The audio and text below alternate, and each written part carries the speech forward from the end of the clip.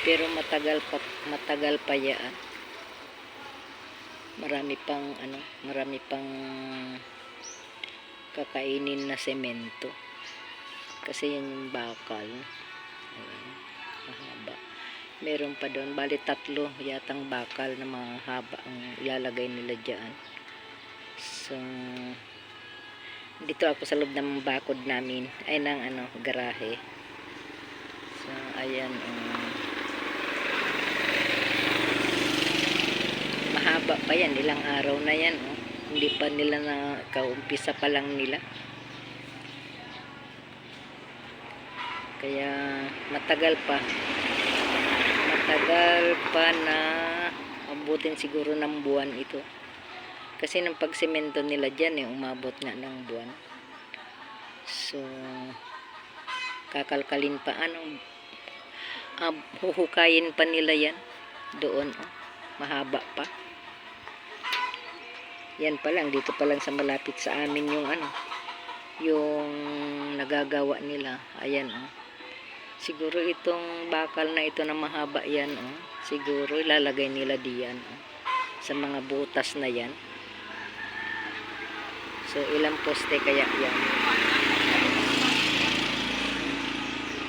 Ay, mahaba pa, yung mga recrap na natumba, tatanggalin pa nila yun, huhukayin pa nila. Dito na lang sa tabi ko, malalim yan yung hinukay nila. So, hindi ako nakapag video kanina kasi nag-video yung asawa ko. Ang problema, malabo kasi mainit masyado. So, ayan. May bunga pa yung may bunga pa yung saging.